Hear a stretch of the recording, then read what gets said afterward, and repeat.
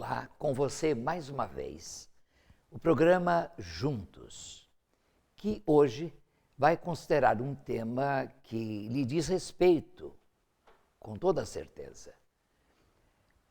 O tema é: o que é um cristão? Você é um cristão? O cristão, meu telespectador, não é simplesmente a pessoa batizada numa igreja cristã, seja ela católica, evangélica, protestante. Cristão não é simplesmente o filho de cristão. Meus pais são cristãos, logo sou cristão. Cristão não é a pessoa nascida num país cristão. Porque muitas vezes nós dizemos, o Brasil é um país cristão. Não existem países cristãos. Mas também cristão não é aquele que simplesmente gosta de Cristo. É muito mais do que isso. E eu quero mostrar, ou convidar você a encontrarmos o conceito do que seja verdadeiramente cristão. Nós notamos no mundo de hoje, especialmente no meio cristão, no meio chamado cristão, a fé muito distante da vida. Isto é, a beleza de nossa fé, a beleza de nossa teologia, a beleza dos hinos, dos cânticos cristãos. Essa beleza muito distante da vida de cada dia. Isto eu percebo em todos os lugares e em todas as igrejas cristãs. A beleza, a exuberância do culto não corresponde à beleza da vida na segunda-feira, na terça-feira, quarta-feira, quinta-feira, sexta-feira, sábado. Esta distância entre a fé cristã e a vida cristã vem bem provada por um livro de um autor ucraniano chamado Berdyaev. Ele nasceu em Kiev. Ele escreveu um livro sobre da dignidade do cristianismo e da indignidade dos cristãos. Ora, se o cristianismo é tão digno, tão nobre, tão importante, por que os cristãos não são também dignos e universalmente dignos e merecedores do reconhecimento dos demais crentes de outras religiões, da genuinidade de sua fé? Eu quero mostrar para você uma figura da história que constitui um exemplo e um exemplar de cristão. Trata-se do apóstolo Paulo. Ele era um judeu muito fiel, ortodoxo, era um fariseu zeloso. Ele perseguiu a igreja no primeiro século de nossa era. Ele levou à prisão, ele espancou muitos cristãos. Ele assistiu, por exemplo, à morte do primeiro mártir do cristianismo, que foi Estevão. Ele guardou as roupas daqueles que apedrejavam Estevão. Saulo conseguiu cartas de autorização das autoridades de Jerusalém para ir até Damasco, para buscar os cristãos e para prender os cristãos. Mas, como sabemos, o Evangelho conta que ele teve uma experiência profunda com Cristo. Aliás, o Evangelho de Atos, que não é Evangelho, é um livro histórico. O livro de Atos conta que ele ia com outros companheiros para a cidade de Damasco, quando ao meio-dia apareceu de uma luz mais resplendente do que a do sol. Ele ouviu uma voz: Saulo, Saulo, a que me persegues. E aí se deu o diálogo e a conversão de Paulo. Pois bem, Paulo é um exemplo de verdadeiro cristão. E no Novo Testamento, no livro de Atos dos Apóstolos e na Epístola Universal de São Pedro, nós encontramos as 3 referências que existem a cristão nas páginas bíblicas. A primeira ocorrência vem exatamente numa cidade que não era de Israel, era uma cidade da Síria. Hoje, essa cidade pertence à Turquia. Era a Antioquia da Síria, hoje é Antáquia, na Turquia. Pois bem, depois da morte de Estevão, de que dá conta um livro da Bíblia chamado Atos, no capítulo 8, 7, a morte, depois 8, foi desencadeada uma perseguição tão grande que a igreja toda, que era formada de milhares de cristãos, se espalhou pelo mundo. E um grupo chegou a Antioquia da Síria. Vejam o que aconteceu. Eu leio em Atos capítulo 11 o seguinte: os que foram dispersos pela tribulação que se deu por causa de Estevão foram para a Fenícia, Chipre e Antioquia, anunciando a palavra apenas aos judeus. Mas havia entre eles alguns que tinham vindo de Chipre e de Cirene, os quais, entrando em Antioquia, falaram também aos gregos, isto é, aos gentios, aos não-judeus, anunciando o evangelho do Senhor Jesus. E a mão do Senhor era com eles. E repare, um grande número de pessoas creu e se converteu ao Senhor. Creu e se converteu. Bem, quando a notícia chegou a Jerusalém, os apóstolos que estavam na igreja de Jerusalém mandaram para lá um líder muito importante no cristianismo, que foi Barnabé. E Barnabé foi ensinar aquela gente o evangelho, ensinar a fé. Como talvez as exigências daquele grupo fossem muito grandes em termos de perguntas e ele não tivesse todo o conhecimento para esclarecer as dúvidas levantadas, ele foi buscar Saulo. É o mesmo Paulo. E ele buscou Paulo. A Bíblia diz que Barnabé partiu para Tarso em busca de Paulo. Tarso é a cidade natal de Paulo. Tendo-o achado, levou-o para Antioquia. E reparem, durante um ano inteiro, reuniram-se naquela igreja e instruíram muita gente. Em Antioquia, aqui está o registro da primeira ocorrência da palavra cristão, os discípulos foram chamados de cristãos pela primeira vez. A primeira lição que nós encontramos, então, no livro de Atos, é de que cristão é o que crê em Cristo, o que se converte a Cristo, o que é nascido de novo, nascido pela fé, e transforma-se em discípulo de Cristo. Discípulo não é só aquele que aprende, é aquele que se parece. Porque a proximidade do mestre faz com que o discípulo se pareça com o mestre. E Jesus quer que aquele que crê se torne um discípulo. Por exemplo, antes de subir aos céus, depois da sua ressurreição, 40 dias depois, Jesus disse aos discípulos o seguinte: indo por todo o mundo, façam discípulos de todas as nações, isto é, discípulos pertencentes a todas as nações. Não há discriminação para a fé cristã. Não há raça, não há cultura, não há nível econômico. Façam discípulos de todas as nações, batizando-os em nome do Pai e do Filho e do Espírito Santo, ensinando-os a guardar todas as coisas que eu lhes ensinei.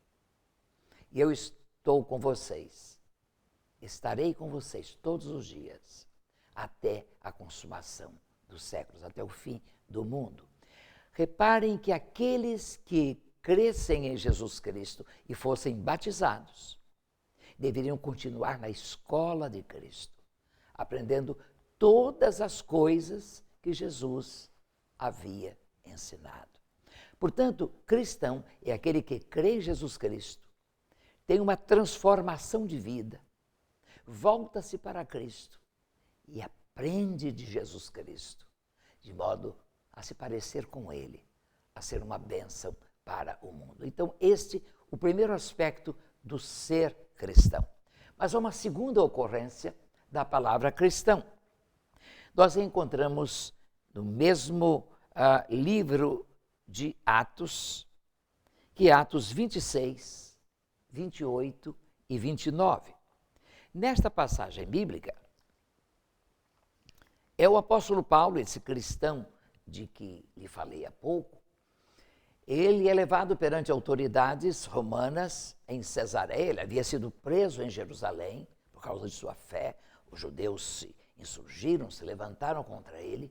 Ele foi preso e, para que se lhe poupasse a vida, ele foi levado por uma tropa até Cesareia, sede do governo romano naquela província, e ali ficou um longo tempo, porque ele havia apelado para César. Queria ser julgado em Roma. Pois bem, ele ali em Cesareia compareceu perante Festo, perante Félix, e compareceu perante Agripa. E vejam o que aconteceu. Esse Agripa é o Herodes Agripa. Paulo disse o seguinte a Festo. Deu o seu testemunho. Festo ficou impressionado com ele. Estás louco, Paulo. As muitas letras te levaram à loucura. Mas Paulo disse, não estou louco, ó excelentíssimo Festo. Pelo contrário, estou dizendo palavras verdadeiras e de perfeito juízo. A autoridade ficou perturbada com o que ele disse. Mais tarde, aproveitando a presença de Herodes Agripa, Paulo compareceu perante Herodes Agripa e foi chamado a dar o seu testemunho. A certa altura, Paulo disse assim, crês nos profetas, ó rei Agripa? Sei que crês. Agripa disse a Paulo, por pouco me convences a me tornar cristão. Paulo respondeu, quisera Deus que por pouco ou por muito, não somente tu, mas também todos os que hoje me ouvem, se tornassem iguais a mim, com exceção destas algemas.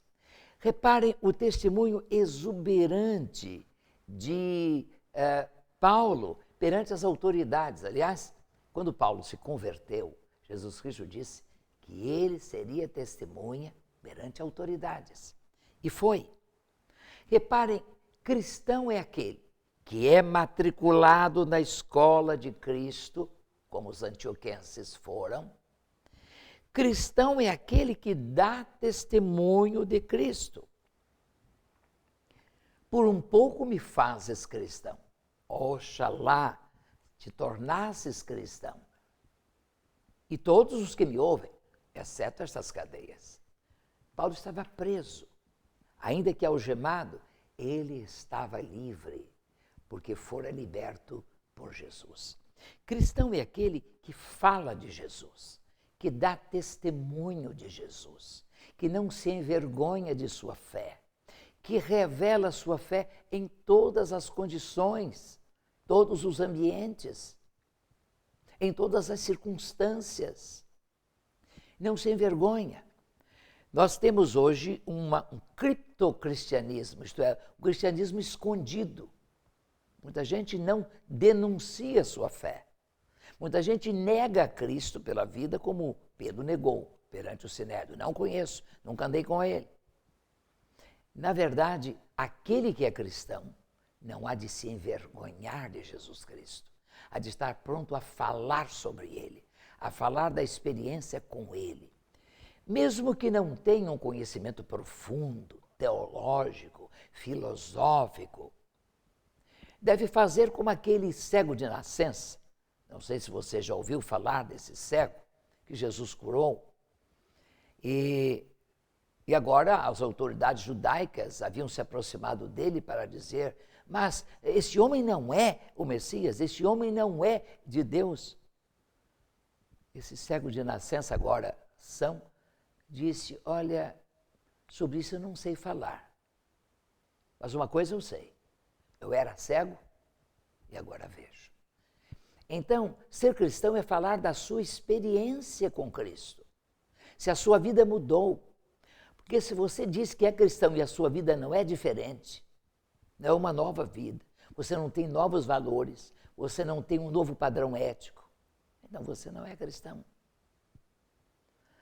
Esse mesmo Paulo, escrevendo na carta aos Romanos, diz o seguinte: eu rogo-vos, pois, pela compaixão de Deus, que apresenteis os vossos corpos, todo o vosso ser, em sacrifício vivo, santo e agradável a Deus, que este é o vosso culto racional, e não vos conformeis com este mundo, isto é, não tomeis a forma, o molde deste mundo, mas transformai-vos pela transformação de vossa mente, para que experimenteis qual seja boa, santa e agradável vontade de Deus. Cristão é aquele que tem a mente renovada, a mente transformada, a mente sensível à vontade de Deus. Vontade que é boa, agradável e perfeita. Isso é um cristão. Mas há um último aspecto que eu quero destacar nesta reflexão para você. É um aspecto muito importante que não aparece nos escritos de Paulo, mas nos escritos de Pedro, do apóstolo Pedro, companheiro de Paulo no ministério apostólico. Pedro escreve a sua primeira carta para prevenir os cristãos do mundo de então, especialmente da Ásia Menor, com relação à perseguição que se desencadearia no mundo. Ele diz, por exemplo, no capítulo 3, ele diz assim: reverenciai a Cristo como Senhor no coração. Cristão é aquele que tem Cristo como Senhor. Estais sempre preparados para responder a todo o que vos pedir à razão da esperança que há em vós. Portanto, há uma razão da esperança. A fé cristã é lógica, a fé cristã é cognitiva, a fé cristã é transmissível. Ela tem um conteúdo lógico. Precisamos conhecer a fé cristã para transmiti-la. E os cristãos seriam submetidos a tribunais e teriam de ser arguídos sobre o que criam, porque criam. Pois bem, adiante, no capítulo 4 de sua primeira carta, o apóstolo Pedro diz o seguinte, do versículo 12: amados, não estranheis a provação, que como fogo vos sobrevém, como se estivesse acontecendo alguma coisa estranha. Mas alegrai-vos por serdes participantes dos sofrimentos de Cristo, para que também vos alegreis e exulteis na revelação da glória, da sua glória. Se sois insultados por causa do nome de Cristo, sois abençoados, porque sobre vós repousa o Espírito da glória, o Espírito de Deus. Mas nenhum de vós sofra como homicida. O cristão não é um assassino. O cristão não mata a vida nem no ventre, nem fora dele. O cristão não se mata com o vício, seja o fumar, o beber, as drogas, nem mata os outros. Nenhum de vós sofra como homicida, como ladrão. O cristão respeita a propriedade alheia, como respeita a vida alheia. Nenhum de vós seja sofredor como homicida, ladrão, praticante do mal, isto é, fazer o mal habitualmente, ou como quem se intromete em negócios alheios. Há muita gente que se mete na vida alheia. Isso não é próprio de um bom cristão. Agora, veja o que ele diz mais. Mas se sofrer como cristão, não se envergonhe disso. Pelo contrário, glorifique a Deus com esse nome. Se sofrer como cristão, quer dizer que ser cristão é estar pronto a sofrer restrição, a sofrer às vezes perdas. No primeiro século perdiam propriedades, perdiam empregos, perdiam valores materiais, perdiam promoção no trabalho. Quantas perdas cristãos sofreram por causa de sua fé. Mas o cristão verdadeiro está tão comprometido com Jesus Cristo que ele está pronto a perder.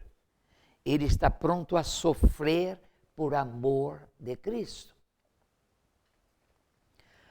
Eu tive a oportunidade de conhecer o Japão.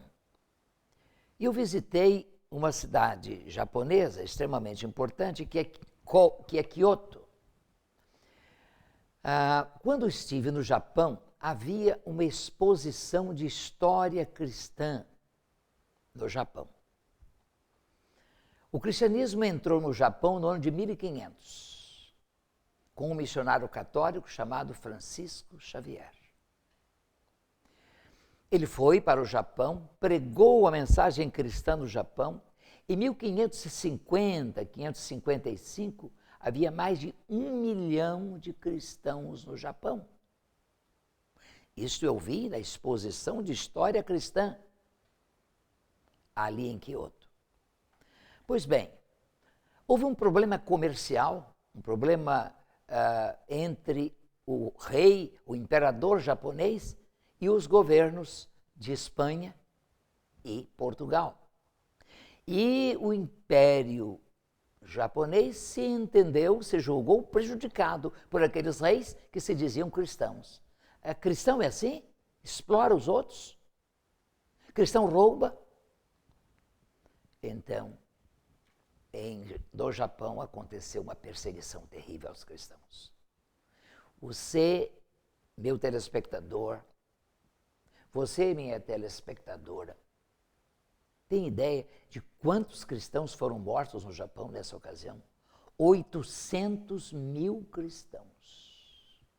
A maioria crucificada, como Cristo havia sido. A mesma exposição conta a história de 2 adolescentes de 14 e 15 anos. Foram chamados perante as autoridades em Kyoto e arguídas assim: vocês são cristãos? Somos. Pois bem, vocês vão ter uma oportunidade. Se vocês continuarem cristãos, vão morrer. Agora, se vocês renunciarem ao cristianismo, renunciarem à fé cristã, viverão. As mães desses rapazes aproximaram-se deles e falaram no ouvido deles: filho, abandone a fé por um tempo. Depois vocês voltam. Vocês são muito novos. Não, mãe. Nós somos de Jesus. Jesus morreu por nós e nós vamos continuar firmes. Depois da conferência com as mães, os jovens foram arguídos outra vez. E então, vocês permanecem cristãos ou vocês morrem? Eles disseram: nós permanecemos cristãos. Foi ordenado que cortassem as orelhas desses jovens.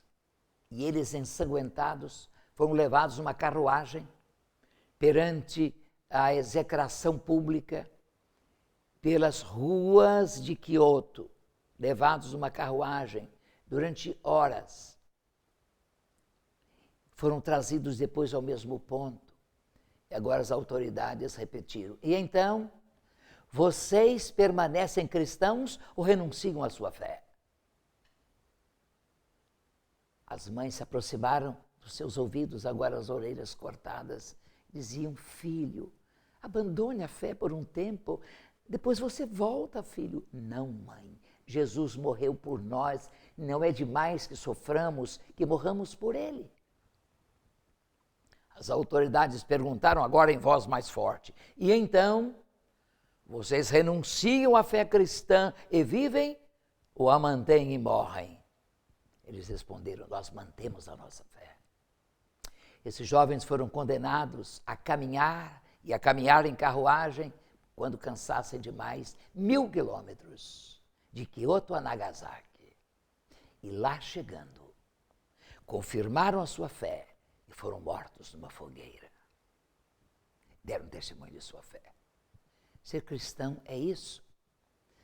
Quando houve a revolução de Fidel Castro, houve cristãos condenados à morte, levados ao paredão, lá em Cuba. Uma vez um cristão foi levado por sua fidelidade a Cristo e aquele que ia executá-lo perguntou: você está preparado para morrer? Ele disse: eu estou. E o senhor está preparado para viver? Confirmou a sua fé em Cristo. Ser cristão está pronto a viver pela fé e a morrer pela fé. Não merece viver as benesses da fé aquele que não estiver pronto a morrer por sua fé, a dar testemunho de sua fé e a ser um instrumento de Deus para abençoar o mundo. O cristão verdadeiro faz diferença, é diferente e abençoa o mundo. A minha pergunta a você neste dia é: você é cristão? Você é cristão por tradição ou você tomou uma decisão pessoal de entregar a sua vida a Jesus Cristo? Eu convido você a, nesse momento, entregar o seu coração a Jesus, a sua vida a Jesus, a sua família a Jesus. Jesus quer dizer a você, como falou a Zaqueu no Novo Testamento. Zaqueu que o levara para casa, que Jesus havia dito: hoje me convém pousar em tua casa. Jesus disse: hoje veio a salvação a esta casa. Deus abençoe você para que seja um cristão. Senhor, nós te agradecemos por este momento em que refletimos sobre a preciosa doutrina do ser cristão. O que eu peço, Senhor, é que o meu ouvinte, a minha ouvinte, reflita nesta apresentação, desta conceituação do que seja ser cristão, e que ele e ela sejam cristãos verdadeiros, cristãos que demonstrem uma vida nova, cristãos que deem testemunho de sua fé, cristãos que estejam dispostos a viver, mas também a morrer por sua fé. Concede a cada um a bênção de ter uma família cristã, uma família que caminha sob as ordens de Jesus, aquele que disse: vinde a mim, todos vós que estáis cansados e oprimidos, eu vos aliviarei. Tomai sobre vós o meu jugo e aprendei de mim, que sou manso e humilde de coração, e encontrareis descanso para as vossas almas. Amém. Deus abençoe você e a sua família, e até o próximo programa juntos.